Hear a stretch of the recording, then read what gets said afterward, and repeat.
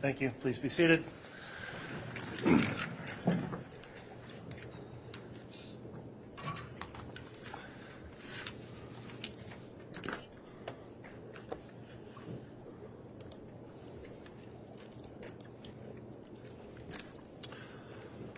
All right, we are, excuse me. We're on the record on case CR 22-21-1624, State of Idaho versus Lori Vallow. At this time, we have scheduled a jury instruction conference with counsel, the parties having both rested. I'll note on the record that earlier today, the court conducted an informal conference with the parties we did take a stenographic record of those proceedings, and that was an informal jury instruction conference. We are now going on the record to look at final argument as to the proposed jury instructions. The prosecution's here present. The defense, as well as the defendant, is present in the courtroom. The jury is not present for these proceedings. The court would indicate the existing courtroom conduct orders are still in effect for this hearing, as well as the viewing locations and in this courtroom. At this time then, let me just inquire. We did redraft and sent the most updated version of jury instructions to counsel over the lunch break. I believe they've been received, and we'll go through them each at a time on the record.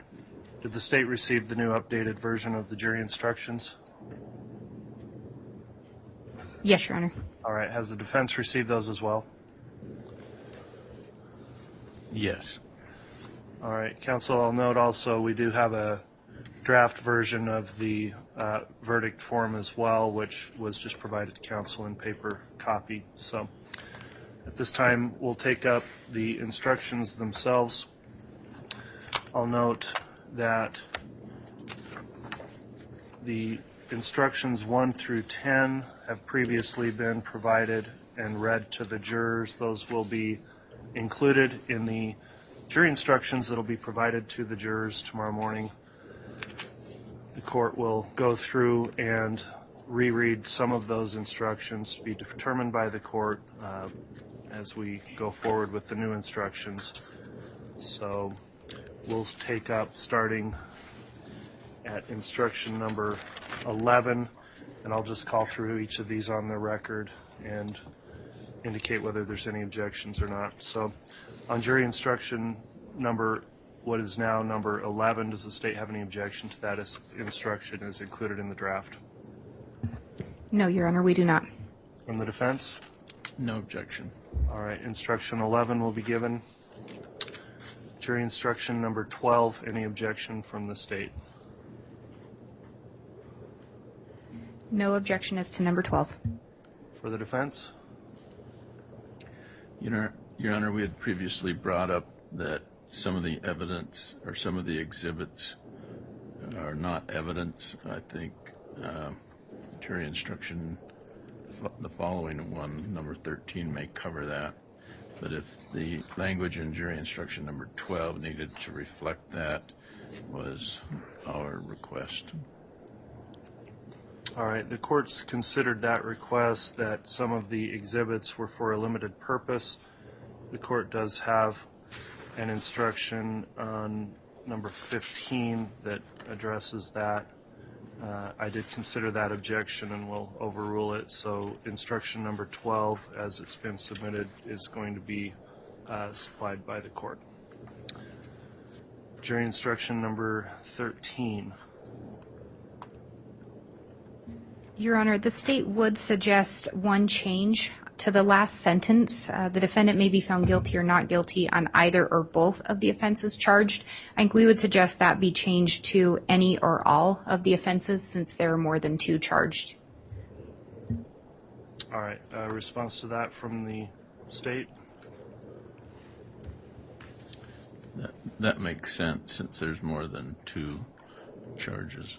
Okay, that's a good catch. Thanks, counsel. We will amend jury instruction number 13 to conform with multiple charges here, so we'll get an amended version of that, which will not say either or both, so we'll correct that language. Thank you, counsel. Jury instruction number 14. The state has no objection to 14. The defense.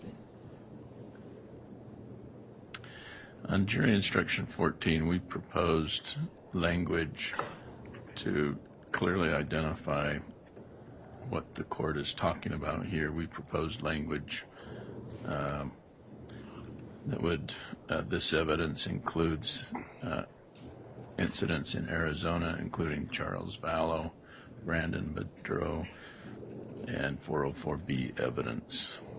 Since that's what this instruction is referring to, we thought a further explanation would assist the jury.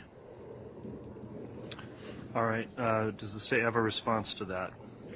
Your Honor, I think the state had previously indicated, and our position would be that adding that additional information may only confuse the jurors.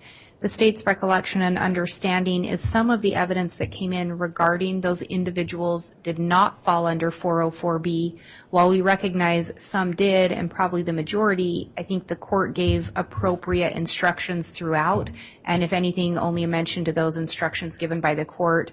I believe those may be covered further in the jury instructions, but we believe the appropriate instructions have been given, and 14 as drafted would be the least confusing mechanism for the jury to receive this instruction.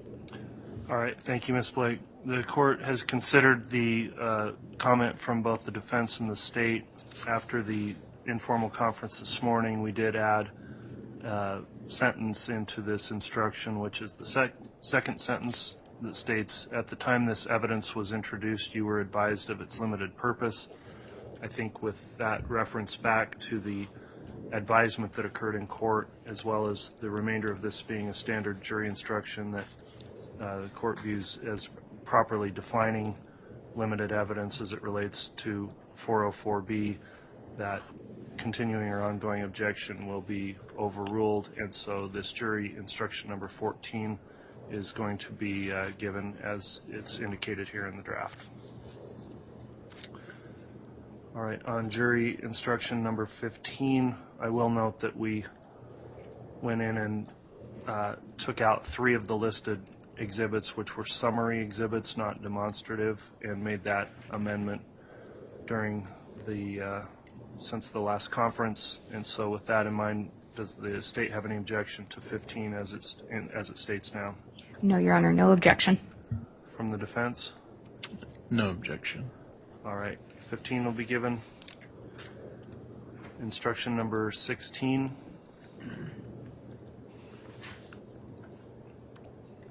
Any objection from the state? The state has no objection. From the defense?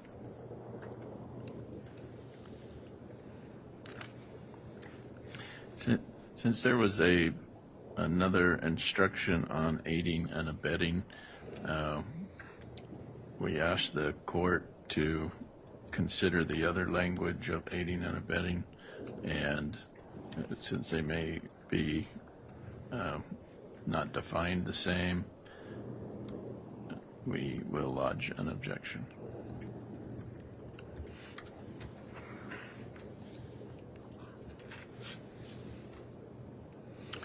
All right, does the state have any response to that objection? Yes, Your Honor. I do not see this jury instruction as providing a definition for aiding and abetting. I think that is provided in a later jury instruction. While I recognize that language is included here, there's no definition that the state sees as being provided. So we think the jury instruction should stand as is and let aiding and abetting be defined later on.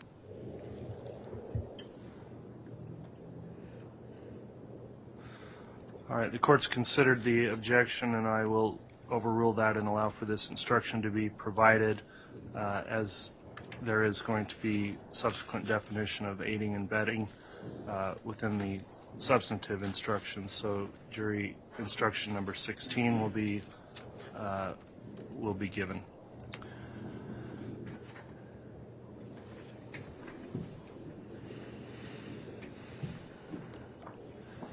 Jury instruction number 17. Any objection from the state? No objection from the state. No objection, Your Honor. Thank you. 17 will be given. Instruction number 18. Any objection on that from the state? No objection from the state. From the defense? No objection. Very well. 18 will be given to the jurors. Jury instruction number 19. Response from the state? The state has no objection, Your Honor. All right, and I will note on that one there were some revisions made as well on the break as accounting for the description of the crimes in the conspiracy charges. Mr. Archibald, upon review of that, does the defense have any objection to the way it's now written?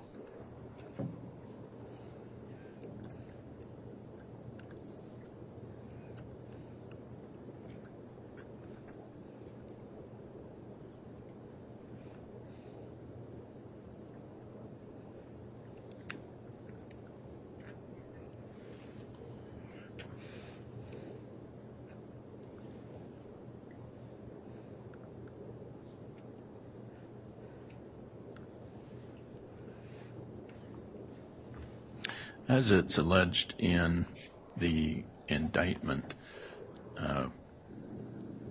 the grand jury combined first-degree murder and grand theft by deception into one count. That's count 1, and then both charges combined in count 3. I think the way jury instruction number 19 reads is that the jury in this case should consider those crimes separately.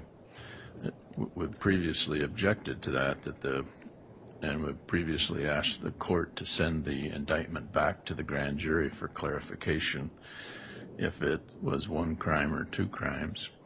And so we believe jury instruction 19 does not accurately reflect how my client was indicted by the grand jury. All right, does the state have a response to the defense objection on 19? Yes, Your Honor. In looking at 19, there's a breakdown of counts 1 and 3, which included the crimes of first-degree murder and grand theft by deception, and then it references count 5, which is just an agreement to commit first-degree murder. Looking at the language moving forward, I don't have the same concern as defense. I don't see how there's any confusion with regard to what crimes are charged within each count. So I believe the way that it's written now would comply with the standard ICGs and be appropriate. And I don't see it as being confusing, indicating they don't need to agree upon every detail, and then defining or talking about how an agreement can be established. So we would request that it remain as written. All right, the court did modify this instruction after the informal conference when the defense raised a concern about the conjunctive, well, having murder and grand theft by deception together, and whether that was a crime singular or crime plural. In order to resolve any confusion that could result, the court went back to the language of the indictment itself, now the amended indictment, and took the actual language out of there, indicating that on counts 1 and 3 it is crimes of first degree murder and grand theft by deception. So with that clarification, the court will keep this jury instruction as now modified and overrule the objection of the defense. So jury instruction number 19 will be given. Jury instruction number 20 from the state. Any objection? No objection from the state. For the defense? No objection. 20 will be given. Instruction 21 from No the state. objection. Okay. Oh, I apologize, Your Honor. No objection from the state. No objection. All right. 21 will be given. Instruction 22. No objection from the state. For the defense?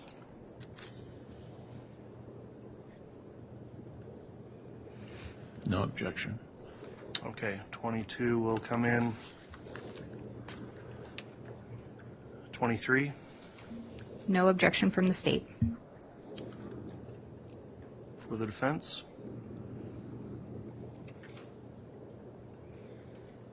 No objection. All right, that one will be provided. Instruction 24 for the state. No objection, Your Honor.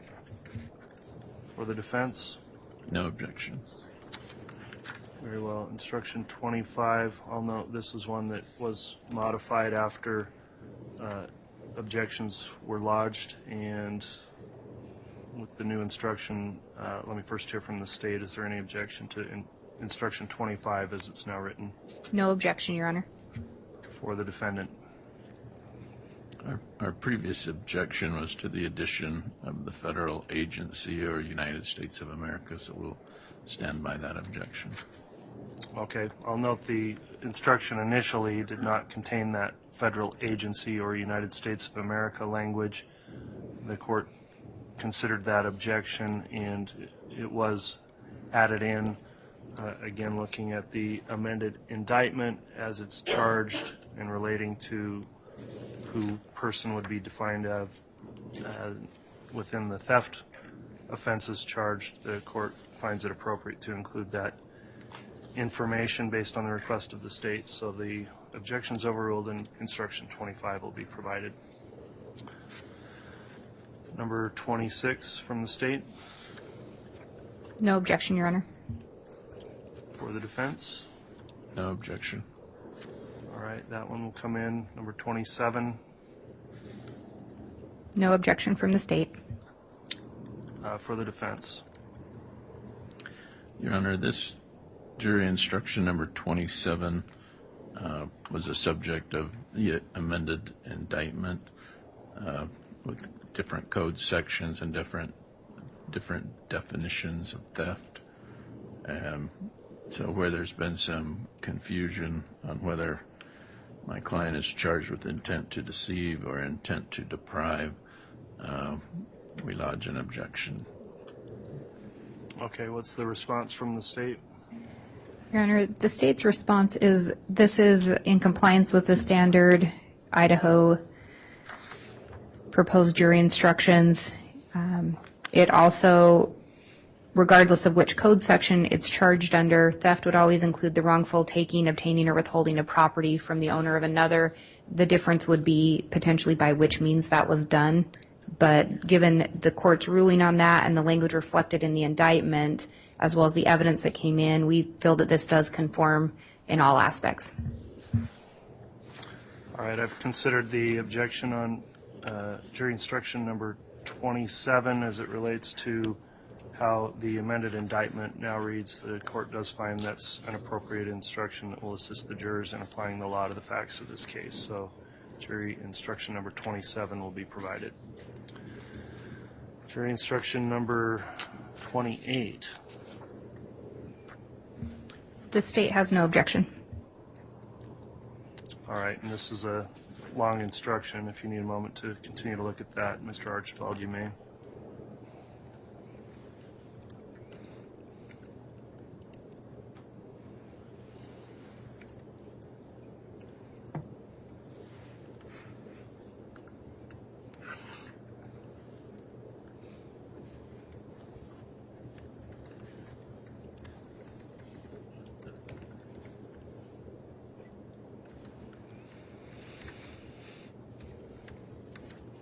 On jury instruction number 28,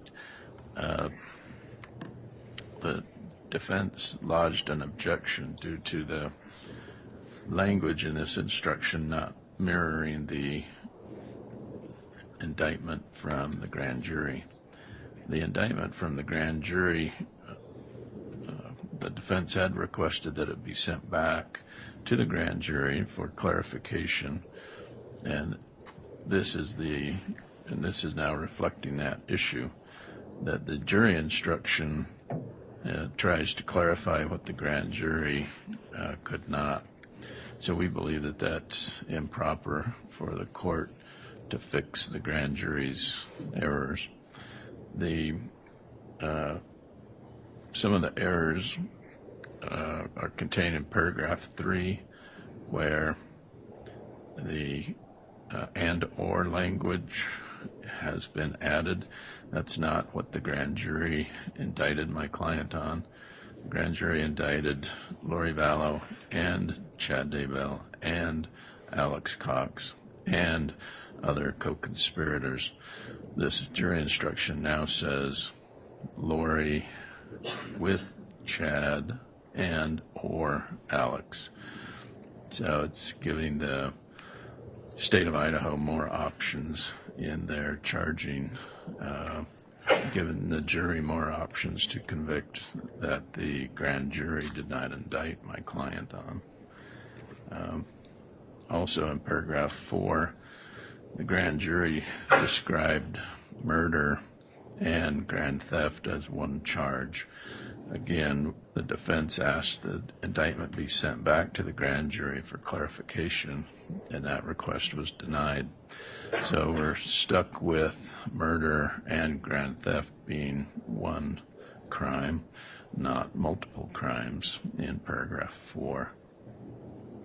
In paragraph 5, we believe this misstates the crime. Paragraph 5 of jury instruction number 28 says the defendant intended that at least one of the crimes would be committed. Again, we believe the grand jury indicted the defendant on one crime called murder and grand theft.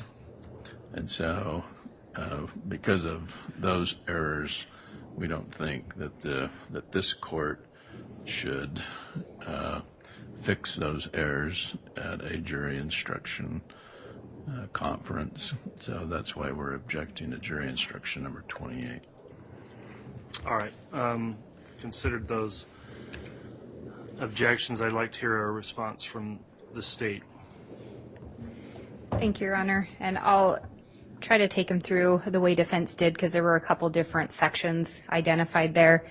So first, looking at number 3, I think adding the and or clearly comports with the evidence presented. It's also, this is clearly a conspiracy charge, and in an earlier instruction, it specifically says an agreement between one or more persons does not require multiple persons to enter into that agreement.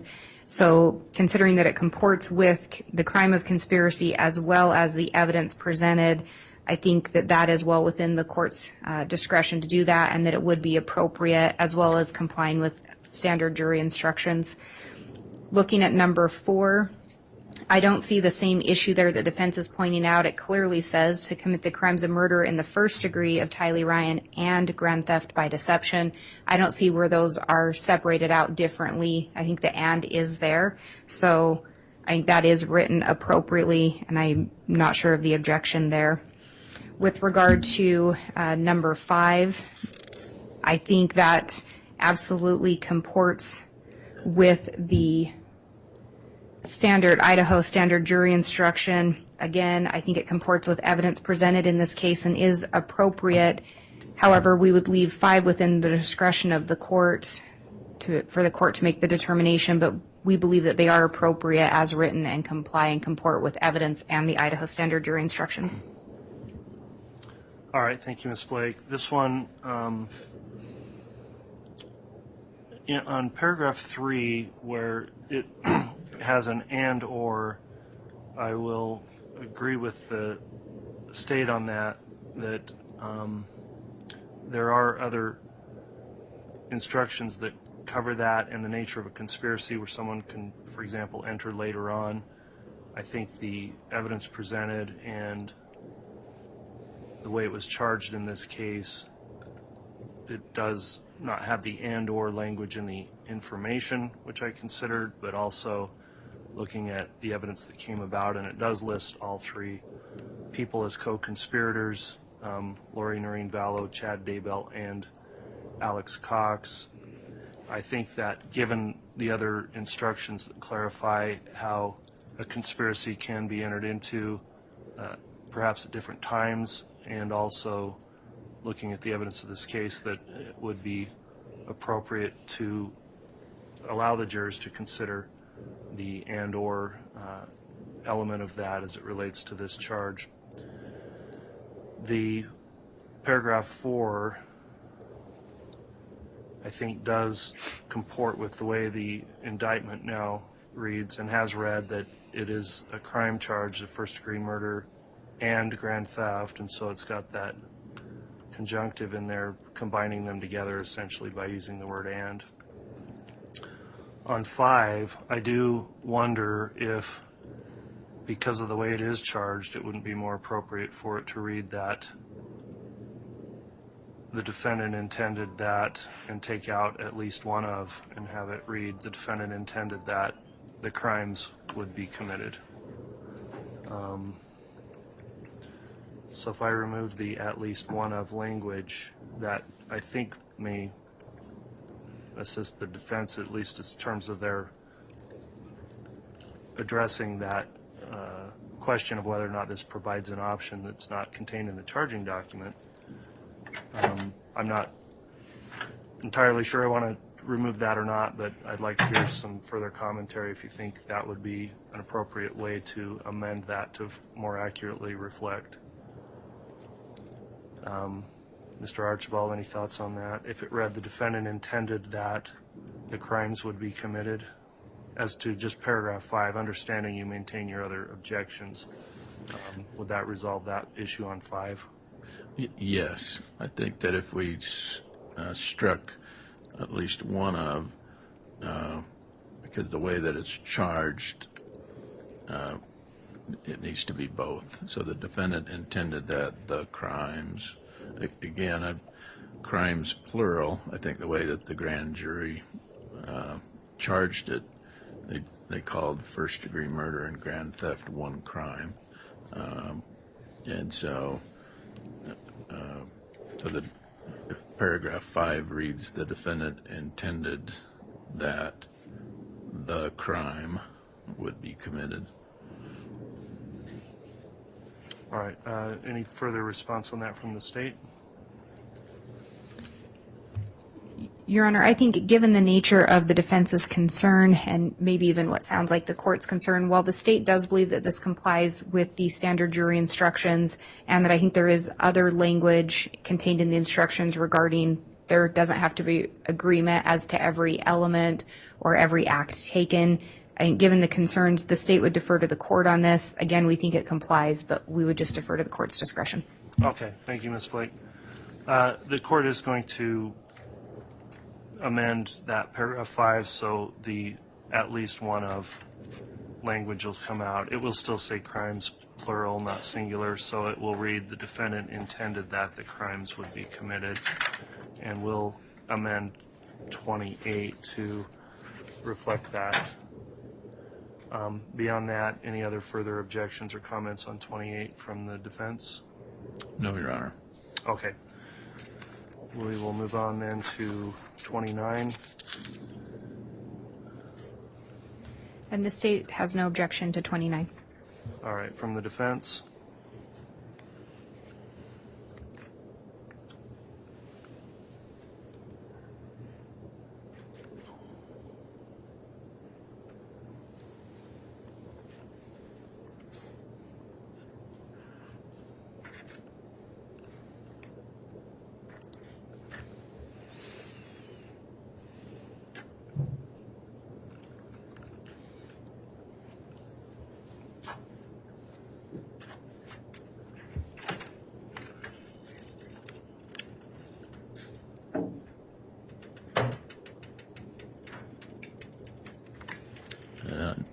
No objection to instruction number 29. Very well. Instruction 29 will be provided. Instruction number 30. I'll just note here, this instruction in many ways tracks instruction 28 that we just went through.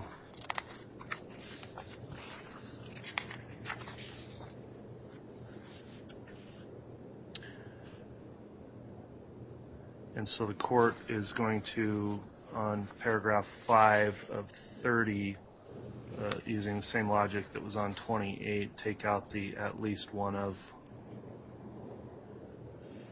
and it will read, so paragraph 5 will read the defendant intended that the crimes would be committed. And so with that amendment, I'll hear from the state whether you've got any objections to that or any other part of this. And Your Honor, I think we have the exact same comments on this that we would have on jury instruction 28. I'm anticipating the similar objections by defense. The state stands by our arguments that were previously put on the record. I think they are appropriate.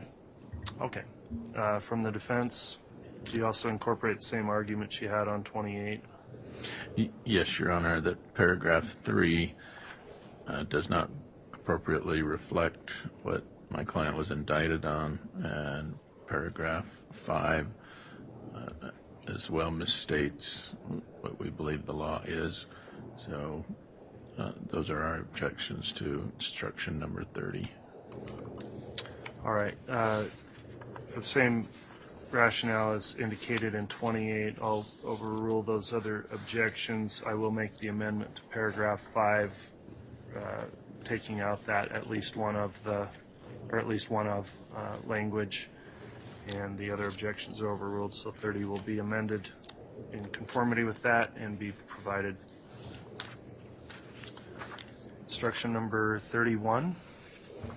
And Your Honor, just briefly on instruction number 30, just so that it mirrors 28, on that number 5, I know the court has indicated we're going to take out at least one of.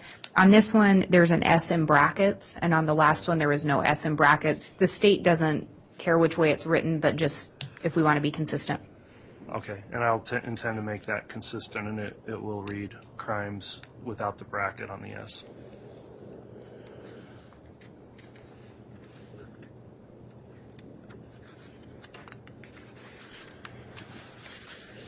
All right, let's look at 31 next.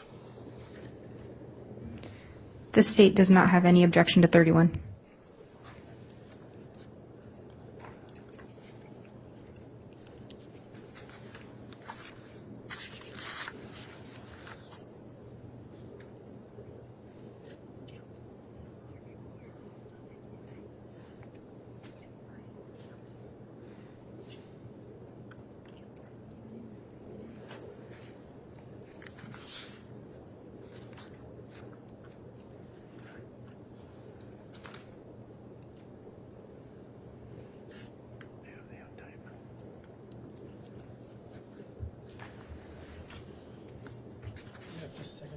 Yes, you may.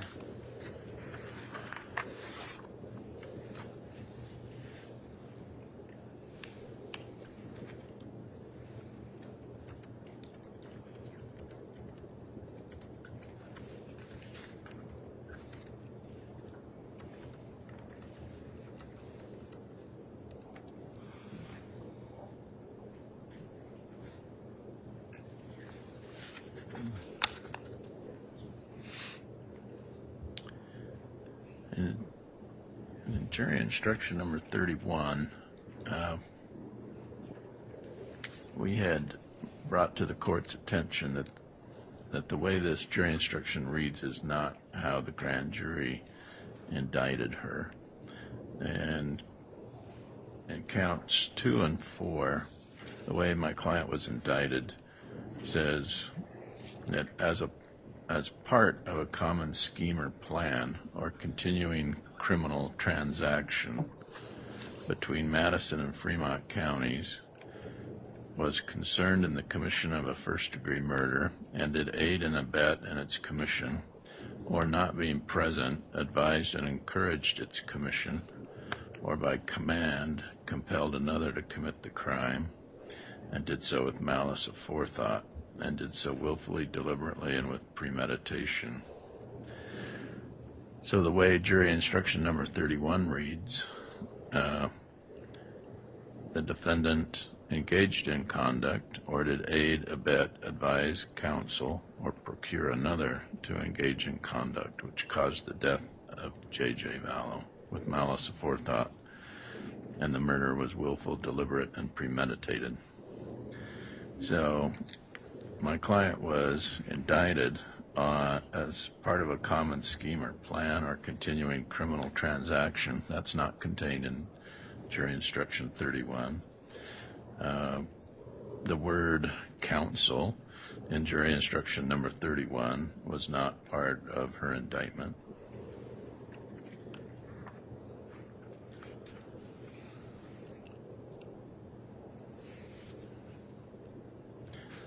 procure another is not, that's contained in jury instruction 31, is not part of her indictment.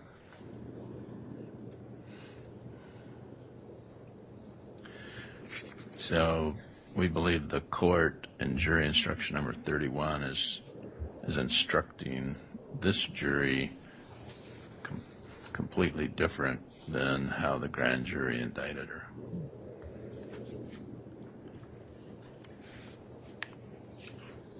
That would, these arguments would also go then to the previous count 2 in the indictment, or instruction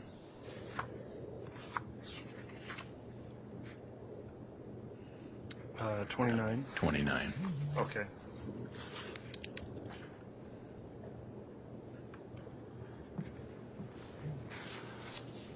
All right, so the, paraphrasing here, but the defense has raised an objection, and now I'm addressing the state that I recognize there's Idaho Criminal Jury Instruction 704A, which is the standard instruction for first-degree murder, malice aforethought, contains certain language in that, and they are objecting based on differing language contained in the indictment. So how does the state respond to that disparity between the language of the indictment and the language of the standard malice aforethought jury instruction?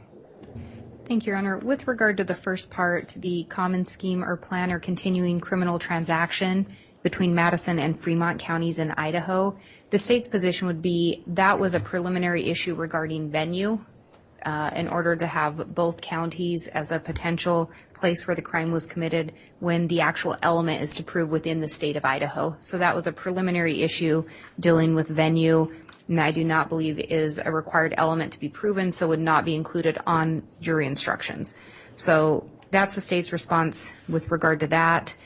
The second part, we would argue that this does comport with the standard Idaho criminal jury instructions, and it is the language contained under the statute for which Ms. Vallow is currently charged. With regard to the language comes from the principal statute under the Idaho Code, and then is attached to the crime of first-degree murder as a principle to first-degree murder. So the language is contained within the statute, and the language does comport with the Idaho standard criminal jury instructions.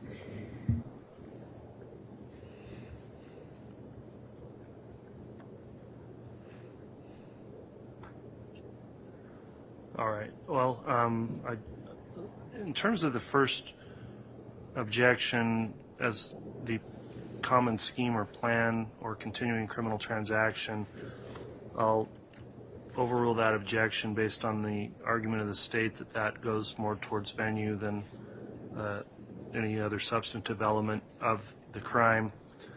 The second part of the objection, I had seen this and thought about it, and upon hearing argument, I do think there's further concern that needs to be discussed about some language that is in the standard instruction but not in the indictment, and that is the terms counsel and procure, because the indictment talks about advised, encouraged, or by command compelled another.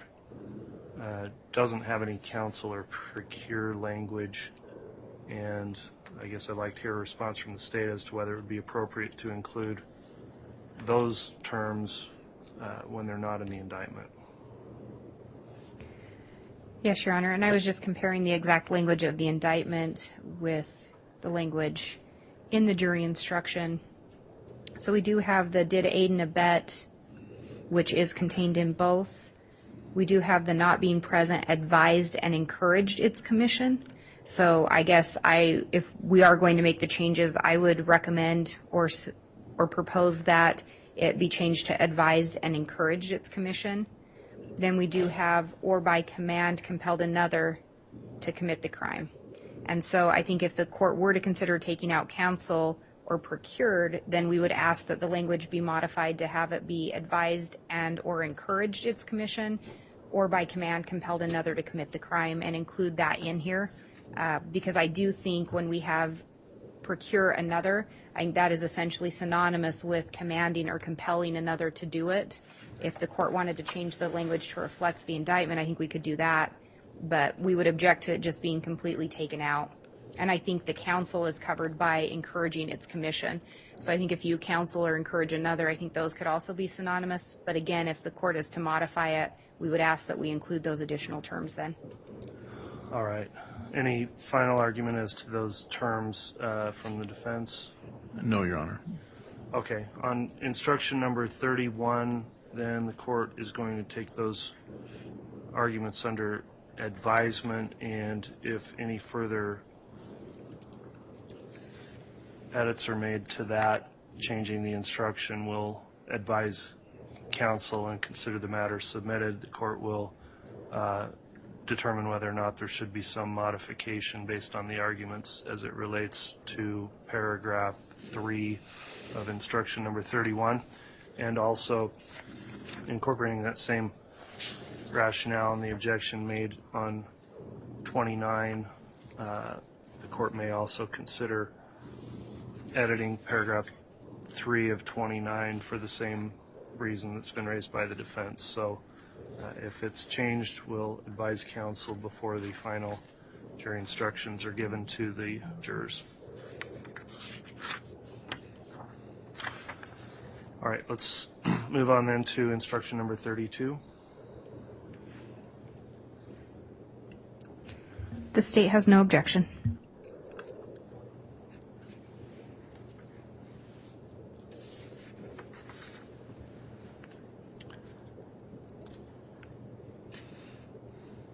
Mr. Archibald?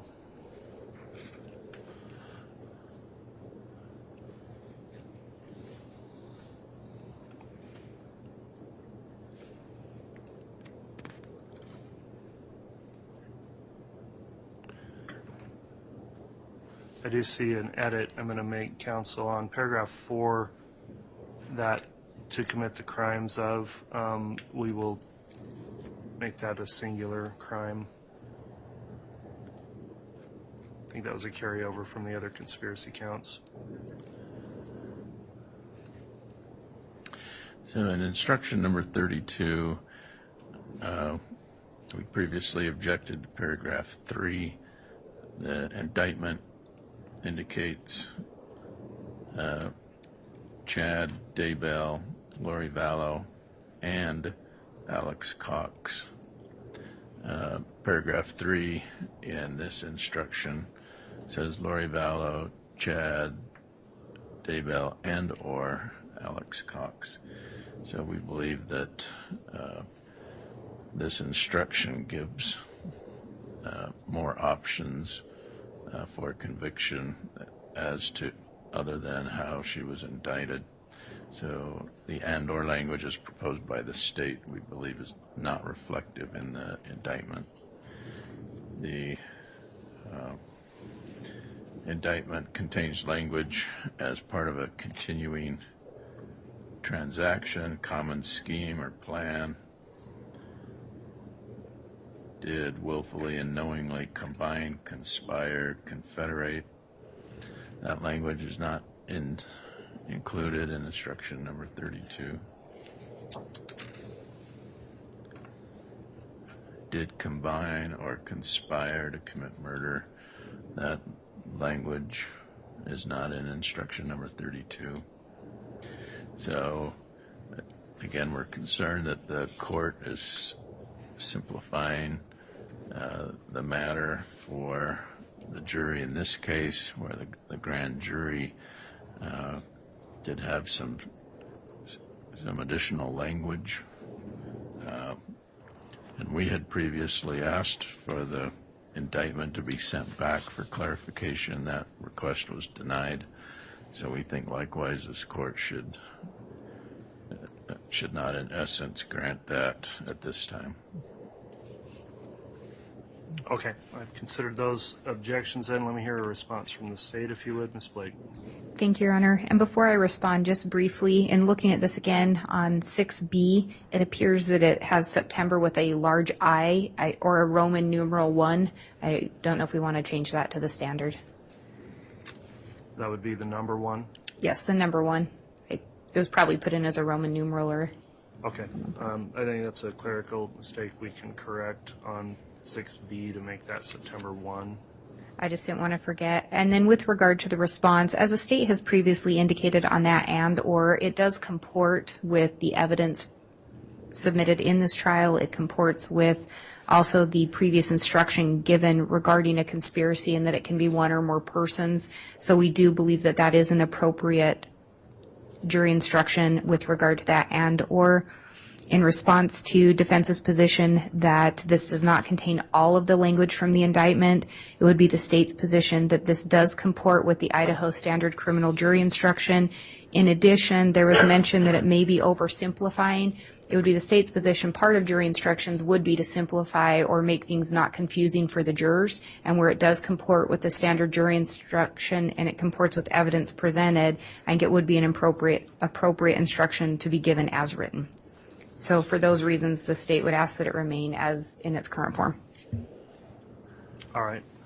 I've considered the objections there on the and/or language as has been previously ruled on the counts 1 and 3 conspiracy counts. The court does find that the additional instruction relating to conspiracy would allow for the and/or language, although that's not what's in the the indictment. It does comport with evidence that was presented in the case, as well as the law as it relates to applying the law to the facts of this case with the conspiracy definitions.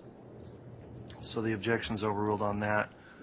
The paragraph 4, the court will take the S off the crimes and make that singular. We'll modify paragraph 6B to be a number 1 instead of a Roman numeral 1. Fix that as well. The court's considered the additional objections lodged by the defense on instruction number 32 and will overrule those objections as previously stated on the other conspiracy counts that were argued earlier.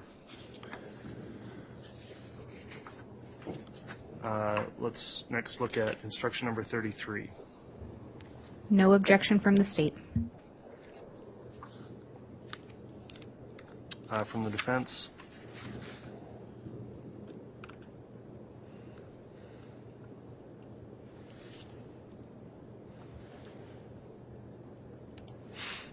Yes, we previously objected to jury instruction 33 because the state yesterday asked for an amended indictment to clarify what type of theft they were seeking because of different code sections were reflected differently in the indictment, and so whether she's charged with intent to deceive or intent to deprive,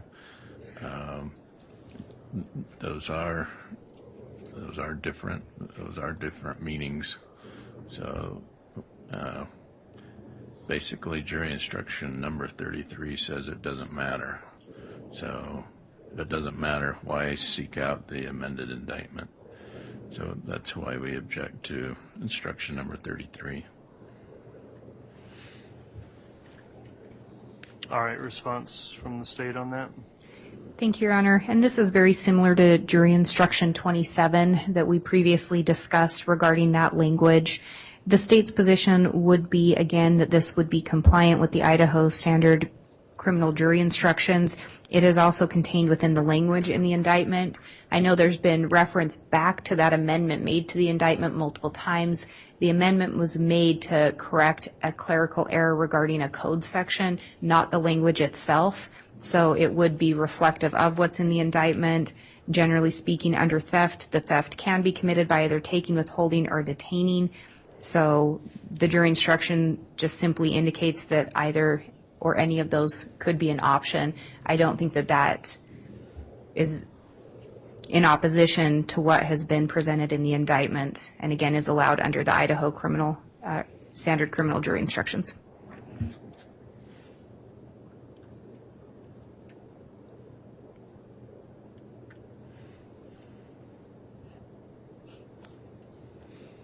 All right, I'm just rereading this instruction.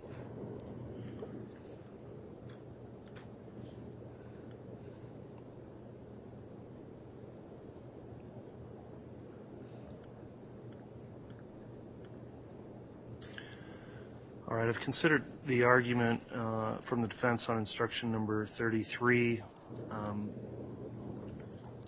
There's some case law that also talks about jury instructions. There's a case, State versus Lees. It's a Idaho Court of Appeals case. Don't have a good site, but it's 364-16210 Westlaw 9587784.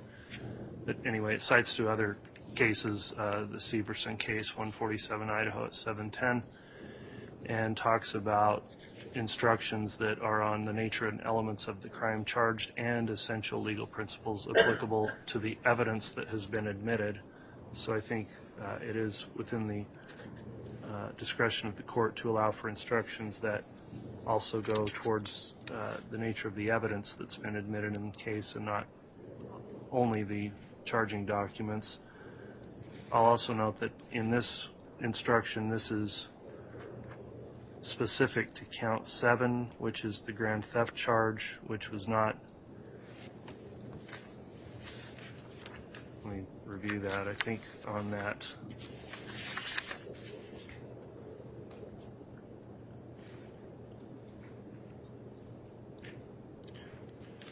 Was that charge amended as part of the amended information to change the code site? No, Your Honor. That, within the indictment, I think that one had, just one moment.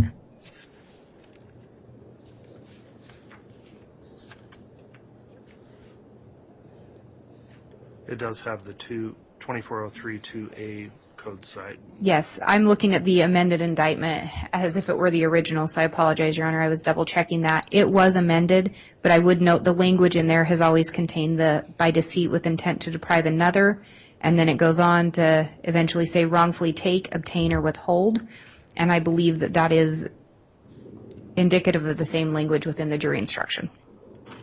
All right. Well, having considered that in the language of the indictment, the court finds that instruction 33 is a proper and standard jury instruction also from the Idaho criminal jury instructions and would apply given the evidence that's been admitted in this case to help instruct the jury to appropriately apply the law to the facts of this case. So instruction number 33 will be given. Let's next look at instruction number 34. The state has no objection, Your Honor. All right, from the defense.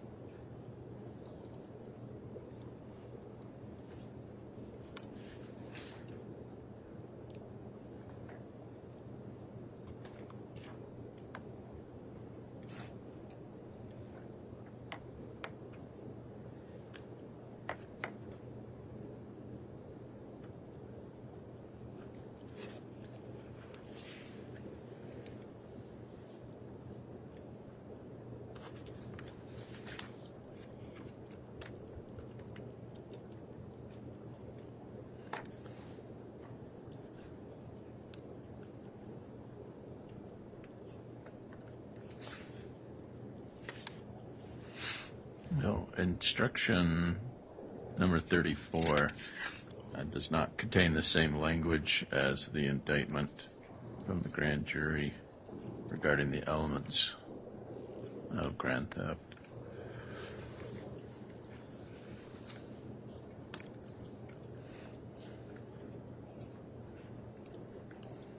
All right, what's the response from the state? Your Honor, the state's position is this would conform with the evidence that was presented at trial, and it also conforms with the Idaho standard criminal jury instructions. In looking at it, again, it does have that common scheme or plan language that, again, as the state had indicated, dealt with the venue issue, which is a preliminary matter, and we believe that the language in what's charged does comport with what is in the jury instruction, although it may have different language that it comports.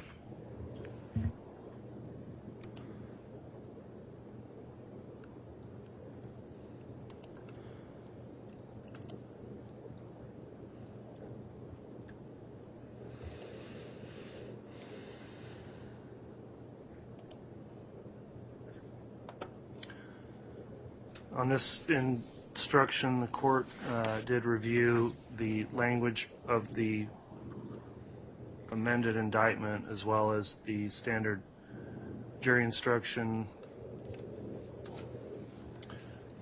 which was Idaho criminal jury instruction 543, and went through to make sure that all of the appropriate elements of that offense are contained in the instruction. It's the way the statutes set it out for the theft statutes. They're kind of mixed in between the types of theft by deception, and then you have to go to the definition section above that also. And so looking through that, the standard instruction 543 pulls those things together to cover the elements.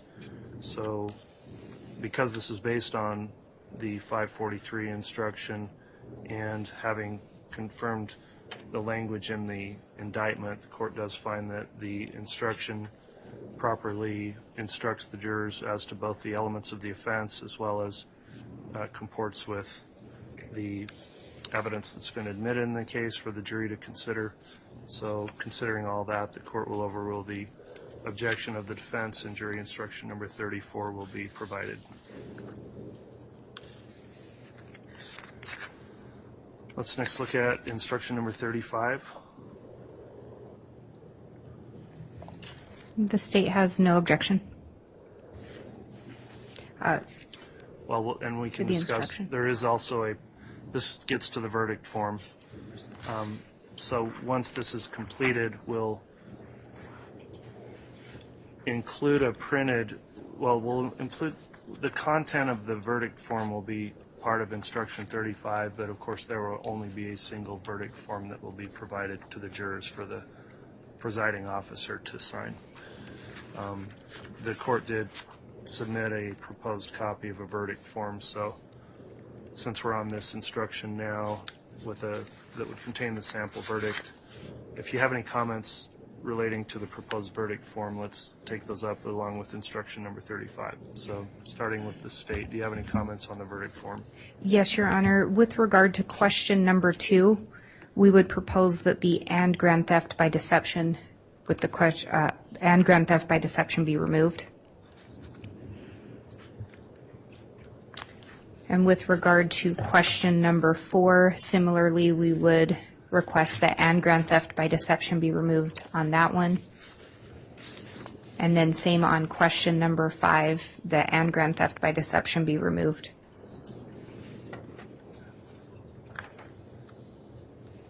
I believe those are the only proposed changes by the state. All right, and then for the contents of instruction 35, any objections to the way that reads, short of the verdict form? No objection to the way the instruction reads.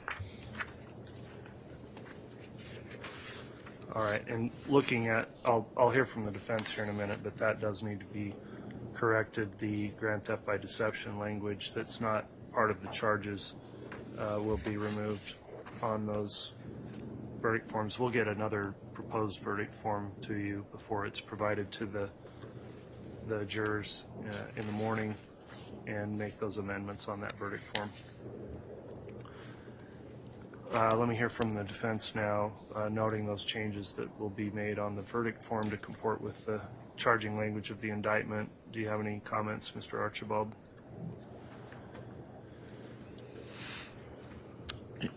In the questions, it asks, is she guilty or not guilty? And then the check of the boxes is not guilty or guilty. So those kind of seem backwards if they're going to be consistent. So that's all I'd note in question, well, all 6 questions. The question is she guilty or not guilty? But then when you check the boxes, it says not guilty or guilty, so it's just switched. So we'd ask that the questions say not guilty or guilty to be consistent with the boxes that they check. Okay. We're going to redraft the verdict form, we'll take out those. I agree, it makes sense to have some uniformity between how the language reads versus the options below, so we'll incorporate those changes as well. We'll get you a proposed revised verdict form by the end of today, and if you have any further questions on it, I'll allow any comments on that before the jurors are brought in and provided the final instructions tomorrow morning. And then we also had a question about accessory after the fact. Okay, I'll take that up. Let's finish the last couple of instructions and then we can go to your proposed accessory instruction. So 36 is a standard instruction I believe council agreed to yesterday. Is there any objection on 36? Not from the state, Your Honor. Thank you. From the defense? No objection. Okay, 36 will be provided. 37 is a instruction about exhibits, and any objection on the way that's written now from the state? No objection from the state, Your Honor. Any objection from the defense on 37? No objection. All right, that'll be provided. Jury instruction 38 is an instruction for the jurors to select a presiding officer. It's a standard instruction. Any objection from the state? No objection from the state. All right, from the defense, any objection? No objection. That'll be provided. And then finally, the final instruction on 39 on deliberations and how those are done is from the standard instruction. Any response on 39 from the state? No objection from the state. For the defense? No objection. All right. So the next issue we'll take up then as it relates to a proposal that the court include an accessory instruction in this case. Mr. Archibald, I haven't seen a proposed instruction, but you've argued for one that was, I think it's the instruction number 310 of the criminal jury instructions you wanted. Yes. Idaho Criminal Jury Instruction 310 is a reflection of Idaho Code Section 18-205. A person who knows a felony was committed and willfully conceals it from a peace officer is guilty as an accessory.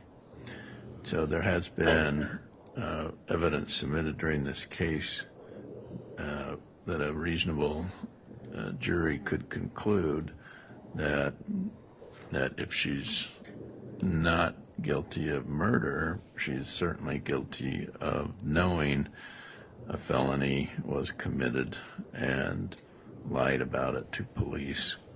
And so the accessory charge here, even though she's not charged with accessory, we believe it's a reasonable interpretation for the jury to consider that rather than if they do not convict her on murder.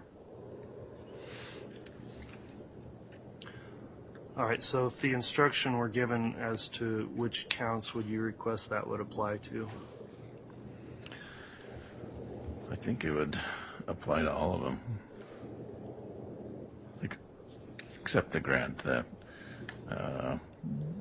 So count one, if the jury believes, well, she didn't kill anybody, but she certainly lied about it. I think that would apply to counts 1, 2, 3,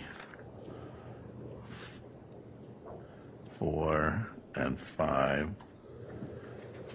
And then count 7, the grand theft of Social Security funds. It probably would not apply to that, but it would apply to counts 1 through 5.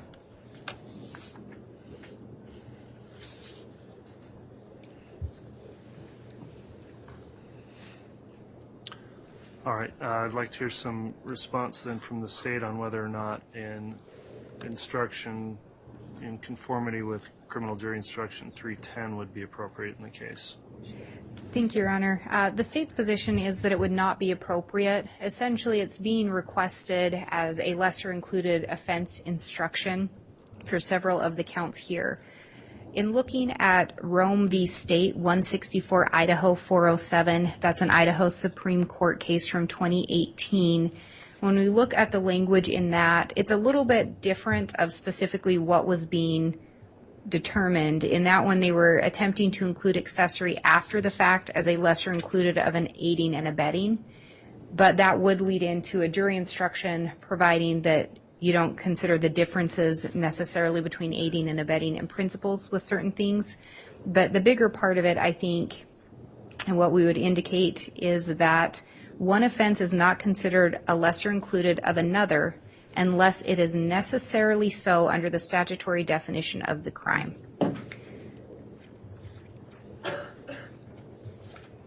And further, an offense will be deemed to be a lesser included offense of another greater offense if all the elements required to sustain a conviction of the lesser included offense are included within the elements needed to sustain a conviction of the greater offense. As a result, an offense is not a lesser included if it is possible to commit the greater offense without committing the lesser offense.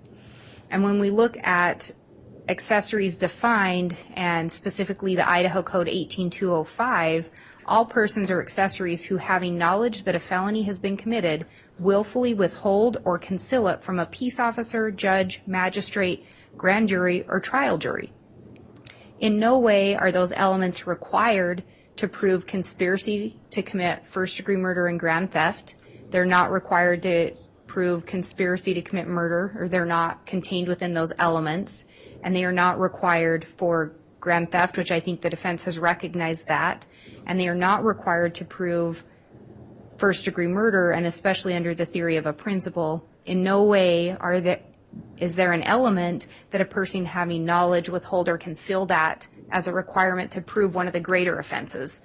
So if we follow the rationale of the Idaho Supreme Court in Rome v. State, accessory after the fact would not be an appropriate lesser included.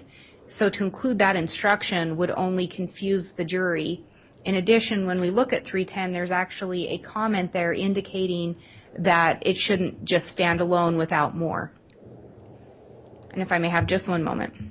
Yes.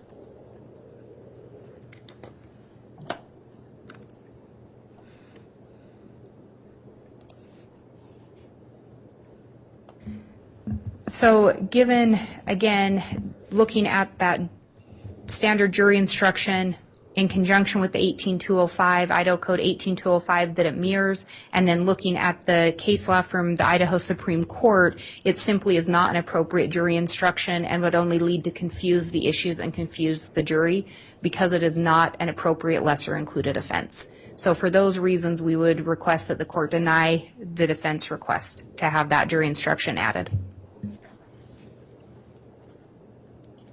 All right, any response from the defense before I make a ruling on this proposed instruction?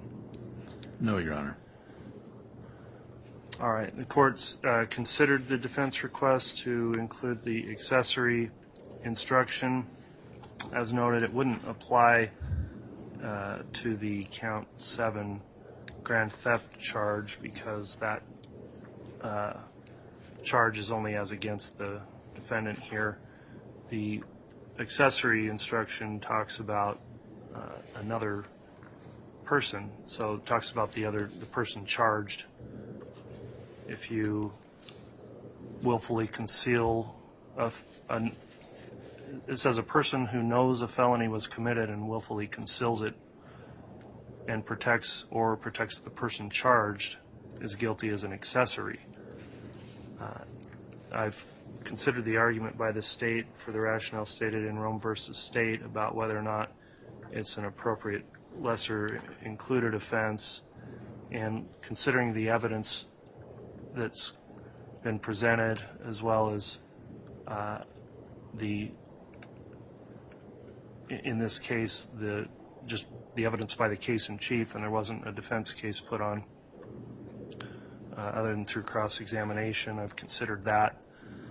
Looking at the elements charged in those conspiracy counts and the murder counts, also the court has to consider that with the conspiracy charges and the way the conspiracy law is defined, where someone can join a conspiracy later, the accessory instruction, I think, would not be applicable when the conspiracy charges have been charged on counts 1, I think it's 1, 3, and 5.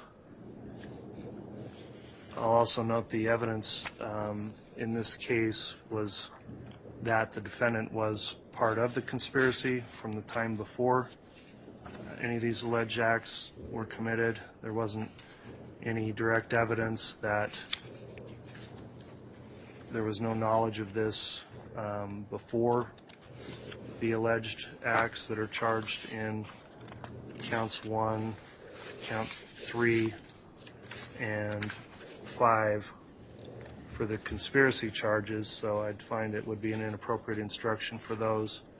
And then also as it relates to the other charges, 2 and 4 for the murder charges, again, the evidence would have to support for the jurors to find that there was some knowledge of the defendant, and I don't really recall any evidence directly relating to any express knowledge. There's circumstantial evidence, but that would indicate that knowledge only would have occurred after the fact, so all the allegations were the knowledge occurred before and after.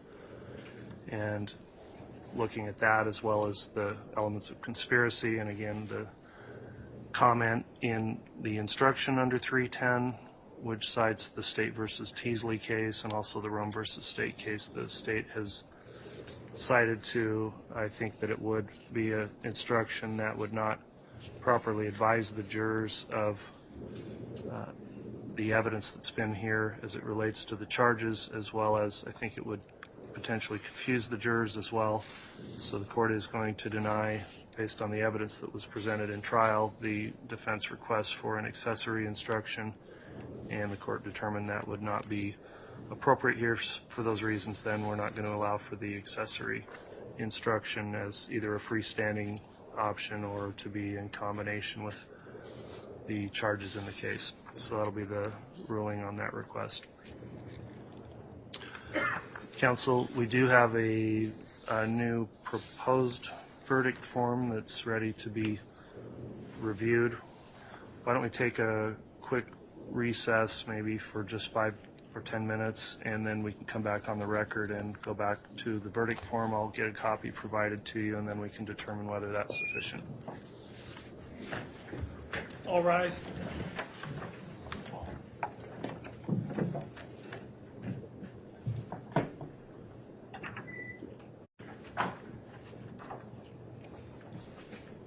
Thank you. Please be seated.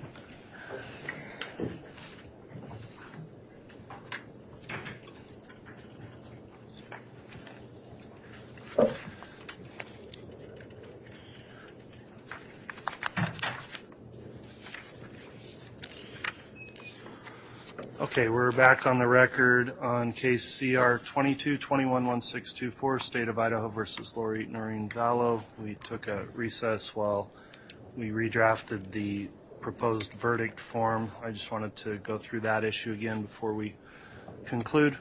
So that would relate to our jury instruction number 35, which would contain within that instruction a content of this proposed form. So has the state seen the revised verdict form now?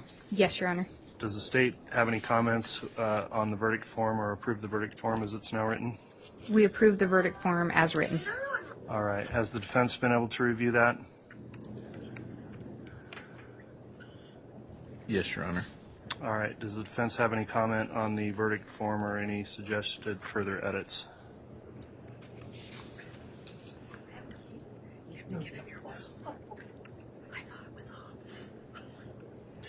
You know, just reading the verdict form, it sure seems like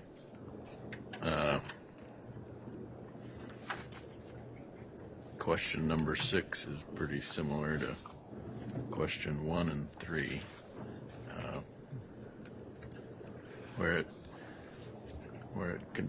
they all contain the same charge of grand theft.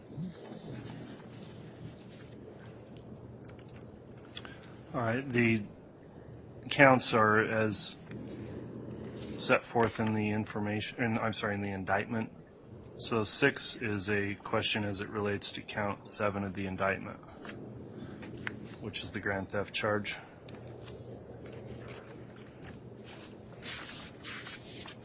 So that's my only observation. I realize that's how they charged it. All right. Understood. So, counsel, the court will intend to provide that as incorporated in that instruction 35. If there's any other revisions or rulings, the court will put out those on the record in the morning before our closing arguments. The court also will, before the jury comes in, plan on finalizing the ruling on the Criminal Rule 29 motion that was argued and taken under advisement. And then we will, assuming that allows us to move forward with closings. If so, then we'll have closings starting tomorrow morning. Is there anything else we need to bring up? One other point, actually, I wanted to mention, counsel. On the information, which will be the amended, I'm sorry, I keep saying information, but it's the indictment. On the amended indictment, the jurors have not had a copy of that previously provided. They've been read from it in the instructions, but they will, in deliberations, have a copy of that. The court would intend to redact out the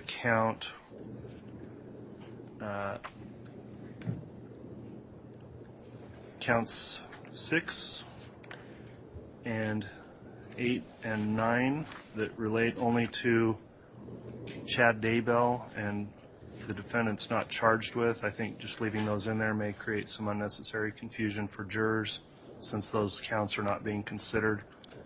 I'd like to hear if there's any comment on that plan to redact those uncharged counts as against this defendant from the amended indictment before it's provided to the jurors.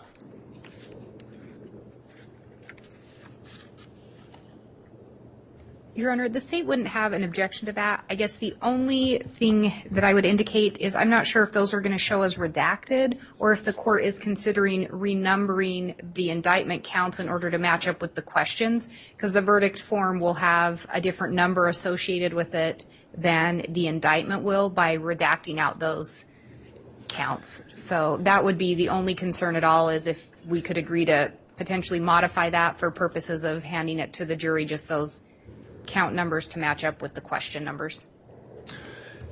Yeah, in thinking through that, I think what we would do is simply, physically redact a copy of the indictment by removing that with a notation so the jurors understand it was redacted by the court, so they don't wonder why that's blacked off of there. The counts would remain the same as they are in the instructions and as they are in the indictment, so it would track with what we've already put together. So I think that would alleviate that concern. Does the defense have any objection to the redaction of the Chad Daybell counts in the indictment? Would the court also delete his name from the indictment in the title?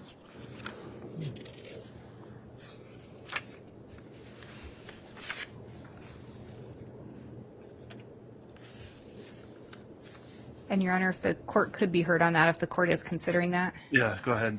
I think that would only confuse the issue and confuse the jurors, because then they're going to see missing counts and wonder why. I think with his name on there, they may be able to piece it together easier. So if we're going to modify the indictment that much, I wonder if it wouldn't be cleaner then to just have an amended indictment approved for handing to the jury where we only have her name and then we number the counts to match up with the questions. Because as it is now, the counts won't completely match up with the questions on the verdict form, which I think could be confusing. And then if we take his name off and we just have blanked out spaces. Well, I don't think there's going to be any change of the numbering if we're just blocking off what's already in the indictment. So, But I believe we'd be taking off count 6, and so if we take off count 6, then question 6 will actually end up referring to count 7 in the indictment. And that's I don't the way, know if but that's the way it's written in the verdict form. It says in regards to count 7 of the indictment. it just said question 6, though. Yeah. So I think that was the only concern. Okay, yeah, we'll make sure the verdict form corresponds, as well as the counts in the jury instructions, to what's just in the indictment. That suggestion by the defense to remove the name also on the caption, I think, is a well-taken point to avoid any further confusion. Obviously, the name would remain in there, that because the case being tried is not his case, and so I think it should be removed just from that part of the caption. However, his name would remain in, like, the preliminary statement before count 1 and other counts that are charged, so the conspiracies under count 1, his name within the other counts 2 and 3. So I do think, for purposes of clarifying the record, that coming off of the caption there is also appropriate. So the court will get for counsel a copy of that redacted indictment and have that submitted to you before it's provided to the jurors also, before we start with argument tomorrow morning. All right, counsel, thanks for your time. Is there anything else we need to bring up then this afternoon from the state? Not from the state, Your Honor. Thank you. All right, thank you. Anything from the defense? No, Your Honor. Okay, thanks. We'll be in recess till tomorrow morning.